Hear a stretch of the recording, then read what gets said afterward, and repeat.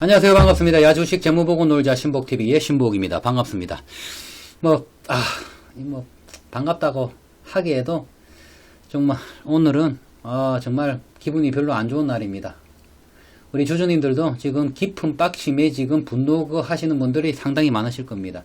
분노를 하는 거는 괜찮지만은요, 정말 불안해 하실 겁니다. 이 불안감은요, 정말, 위험한 거죠. 이 시장은요, 소문이라는 게 굉장히 위험합니다.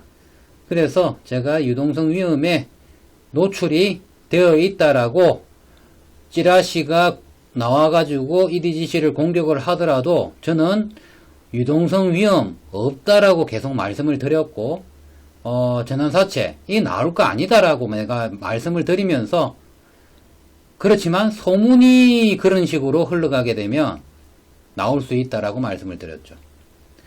그러면서 실제로 이제 진짜 나오기 시작했죠. 그리고 앞으로 향후 나올 수 있는 시나리오에 대해서 제가 몇 가지를 말씀을 드렸습니다. 그러면 그 시나리오들이 완성되기 전에 저는 제 입으로는 말씀드리고 싶지 않은 시나리오가 한 가지가 있는데, 이제 이것조차도 지금 나올 수 있지 않을까 라는 생각이 들어가지고요, 조금 겁이 납니다. 그래서 제 입으로는 말을 하지 않으려고 했는데 해야 될 것 같고요, 판단은 본인들이 하셔야 될 것 같습니다. 오늘은 제가 원래는 방송을 할 수 있는 여건이 아니었어요. 원래는 집에 들어갔어야 되는데 지금 현재 상황이니만큼 주가는 하락을 하고 있는데 회사에서는 대응을 하지 않고 방치를 하고 있고, 오늘 하나 찌라시 나왔죠? 찌라시 한번 볼까요? 환경에서 나온 거네요. EDGC 미서 암 조기 진단 도전, 특허 출원한 혈액 검사 기술로 암 진단 서비스 상용화 나서 대장암 등 10종 1, 2기서 진단, 초기 진단에서는 EDGC가 독보적이다라는 거는 우리는 이해를 하고 있지만 시장은 그렇게 이해를 하고 있지 않는 것 같아요. 어찌되었든 지금 찌라시가 하나 나왔습니다. 민감도가 93%입니다. 뭐 나쁘지 않아요. 좋아요. 그죠? 왜 찌라시를 이제 냈을까요? 이게 지금 주주들이 반갑지 않은 거예요. 이때까지 하락을 지금 방관을 하다가 4,000원 무너지기 전에 어차피 유동성 위험에 노출되어 있다고 시장을 판단을 하고 있는데 왜 이 찌라시를 하나도 안 내고 있다가 이제 와서 꺼지고 나서 이걸 내가지고 이제 이걸로 얼마나 반등할지 모르겠지만 우리는 4,000원이 무너지는 걸 원하지 않았습니다. 풋옵션 행사 지금 물량을 한번 보도록 하겠습니다. 지금 82억 들어왔어요. 이게 제가 금요일까지 들어온 게 그때 9억이었습니다. 이거 안 들어오네 했죠. 근데 어제 17억 정도가 들어왔어요. 하루 만에. 그래서 원래 어제 제가 방송을 좀 하려고 했습니다. 왜? 17억이 갑자기 하루 만에 들어온다라고 하는 것은요, 굉장히 위험한 거거든요. 며칠 남았죠? 이제 오늘 6일이 7, 8, 5영업일 남았습니다. 오늘 하루 만에 얼마가 들어왔냐 그러면요, 55억이 오늘 들어왔습니다. 가속도가 붙었다는 얘기죠. 이게 가속이 붙었기 때문에 한 200억 정도 들어온다고 하고 가정을 하겠습니다. 이게 만약에 들어온다라고 하면요, 이제는 다른 소문이 나기 시작합니다. 이제는 유동성 위험 얘기를 하지 않죠. 회사가 부실 때문에 가지고 올 수 있는 위험이 크게 두 가지로 볼 수가 있습니다. 첫 번째, 유동성 위험이죠. 지금 우리가 겪고 있는 현실, 지금 유동성 위험 기가 찹니다. 이 유동성 위험은요, 확정된 위험이 아니죠. 1년 내에 상한이 될 수 있는 부채 보다 지금 가지고 있는 현금성 자산이 얼마 정도 있느냐로 판단을 하죠. 이걸 보는 비율이 유동 비율이랑 그리고 순부채 이런 것들이 있죠. 여기에 또 하나의 위험이 있죠. 채무 불이행, 디폴터죠. 말 그대로 부도입니다. 이 두 가지라고 할 수가 있겠죠. 이 채무 불이행이라는 것이 어렵게 생각할 거 없습니다. 돌아오는 채권을 막지 못하면 채무 불이행이 되는 거죠. 그게 디폴트입니다. 부도인 거죠. 그러면 EDGC가 뭐 부도 위기가 있느냐, 뭐 있어서 뭐 제가 이런 말씀을 드렸느냐? 아닙니다. 지금 이 유동성 위험을 뭐가 만들어냈습니까? 소문이 만들어냈습니다. 이 소문이 나온 거죠. 제가 소문이 무섭다라고 말씀을 드렸잖아요. 그죠? 멀쩡한 회사도 이 소문 때문에 디폴트 사태가 발생을 할 수도 있습니다. 이 관계에 대해서 제가 설명을 조금 드리고 할게요. 회사가 있습니다. 뭐 회사가 있다라고 가정을 할게요. 자, 회사에서는 운영을 하기 위해서는 자본이 필요하고요. 자본은 누구한테가 있는 거죠? 주주들이 가지고 있는 거죠. 부채가 있습니다. 이 두 가지를 합산을 해서 우리는 자산이라고 하죠. 이 자산을 가지고 우리는 이 회사는 운영이 될 것입니다. 그런데 부채로만 얘기를 하겠습니다. 자, 만약에 자본이 뭐 1억이라고 가정을 하고요. 부채도 1억이라고 가정을 하겠습니다. 여기에 1억의 많은 주주들이 와 있겠죠. 부채도 마찬가지입니다. 일정 특정 인들에게 부채를 발행을 했을 수도 있지만 이번 같은 경우에는 공모기 때문에 굉장히 많은 사람한테 지금 부채를 지고 있는 거잖아요. 그죠? 그런데 이 기업이 회사가 멀쩡히 이 부채와 자본을 끌어들여서 투자를 했을 겁니다. 그죠? 그러면 이 투자를 해가지고 장기간에 걸쳐가지고 수익을 내야 되겠죠. 이런 수익 활동을 해야 됩니다. 그런데 이런 수익 활동을 해야 되는데 이런 시장에 소문이 나는 거죠. 어떤 소문이 나냐? 이 회사가 일도 잘 안 되고 수익도 별로 없고 돈 회전도 안 되고 그래서 이 내가 빌려준 돈 못 받을 수도 있대. 그러면 한 사람이 찾아와가지고 그런 위험성이 있으니까 내 돈 이제 돌려줬으면 좋겠다라고 얘기를 하는 거죠. 그런데 이게 여러 사람들한테 나가 있는 게 소문이 번져가지고 한꺼번에 이 채무자들이 전부 다 찾아와가지고 막 문 두드리면서 돈을 달라고 하는 거죠. 그런 상황이 발생을 할 수가 있는 거죠. 그러면 장기적으로 보는 관점에서는 1년, 2년, 3년을 두고 얘기를 했을 때 이 회사는 수익을 내서 충분히 상환할 능력을 가지고 있는 회사지만 이 소문으로 인해서 갑자기 많은 사람들이 돈 내놔 라고 하고 들어오게 되면 유동성 위험에 노출이 되어 있다라 이 지표가 낮은 기업들은 일시적으로 줄 돈이 없기 때문에 갑자기 디폴터가 생길 수가 있는 겁니다.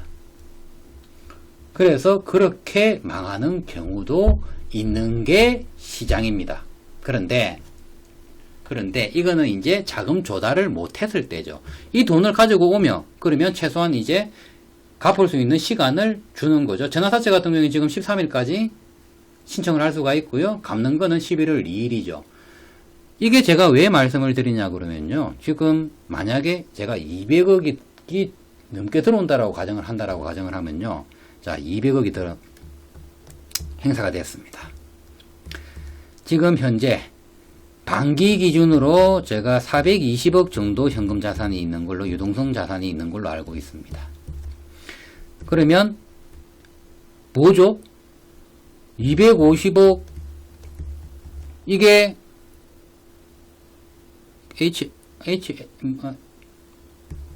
이게 갑자기 NLN인가요? 예, Natural Life Nutrition. 이거 자꾸 제가 까먹어요. 예.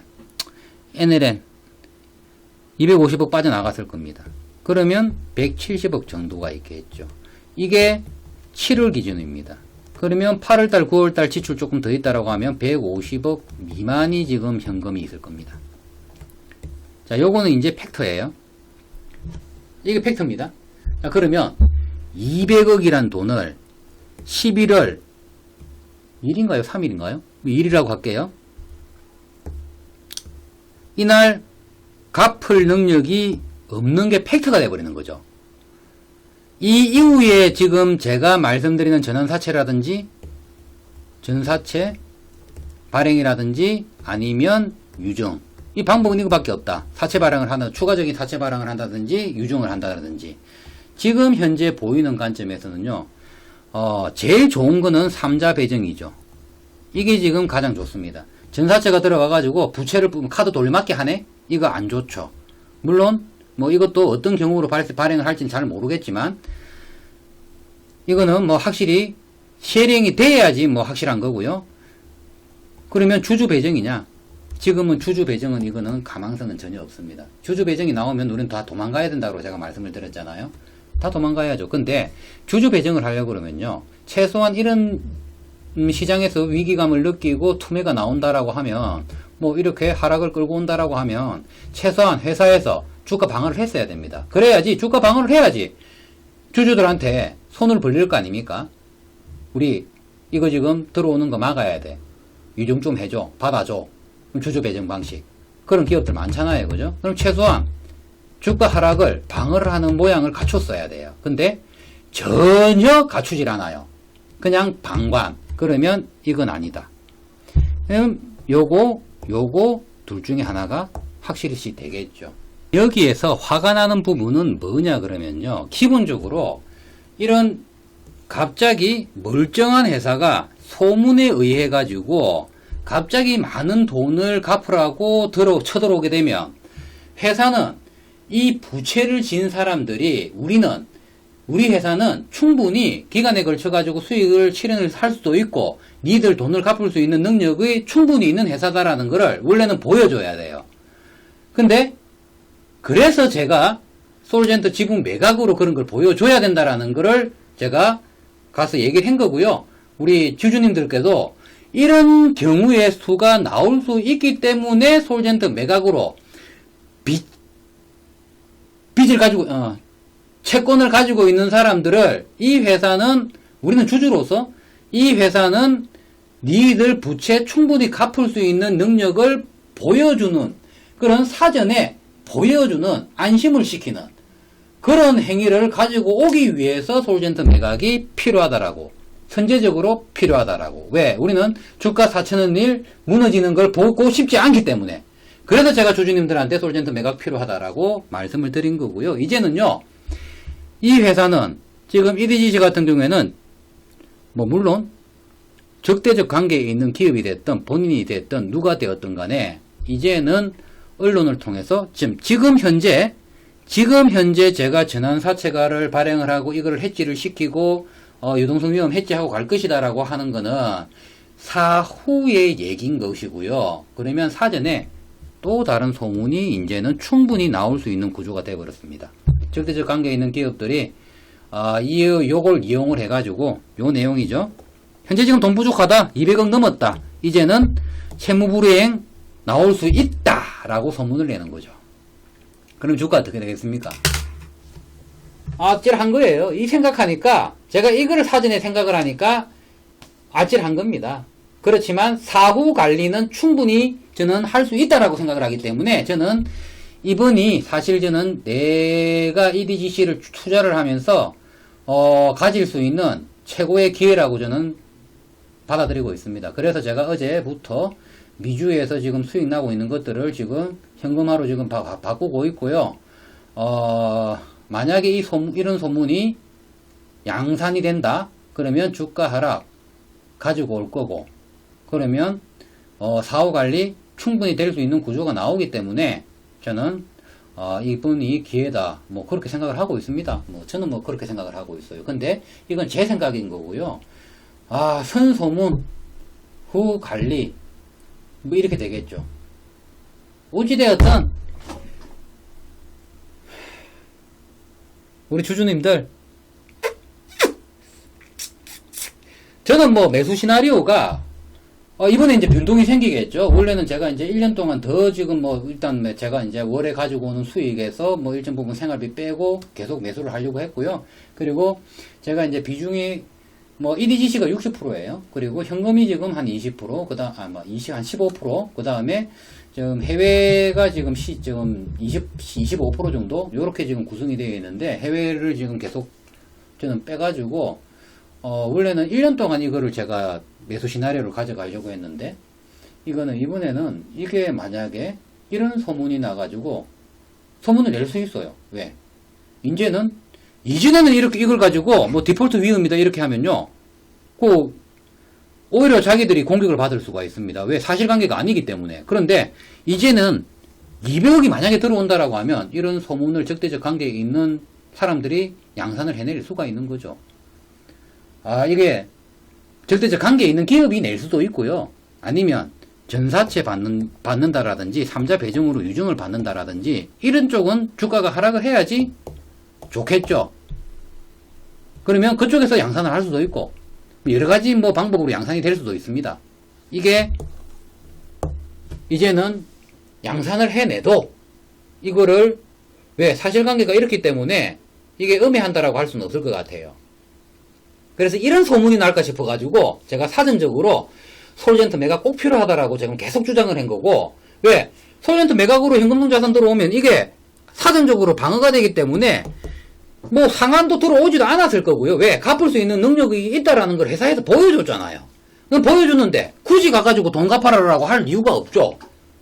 원래 부채라는 게 그렇습니다. 사람의 심적인 마음이 이 회사가 잘 돌아가고 잘 운영이 된다라고 하면 굳이 부채 갚아라라고 쫓아갈 필요가 없죠. 보통 이제 금융권들이요 이런 식으로 부도가 날 수 있는 거예요. 갑자기 막 샷다 내리고 눈 두드리 가면서 돈 내놔라고. 하여튼 이럴 수 있다. 이건 제 생각이다. 그래서 저는 이걸 기회로 삼을 겁니다. 저는 이걸 기회로 삼기 위해서 지금 이번에 매수 시나리오를 수정을 할 것이고요. 저는 사후 관리는 충분히 될 것이다. 안 될 리가 없죠. 이건 뭐 빤하잖아요. 지금 너무 시나리오가 빤하잖아요. 그 이후에 나는 뭔가 이루어질 것이다. 나는 유동성 위험 이거 완전 해지되고 채무 이거 완전 해지되고 나서부터는 괜찮을 것이다 라고 생각을 하고요. 저는 이번 위기를 저는 기회로 받아들일 것입니다. 에라 모르겠다. 이디지시 포에버!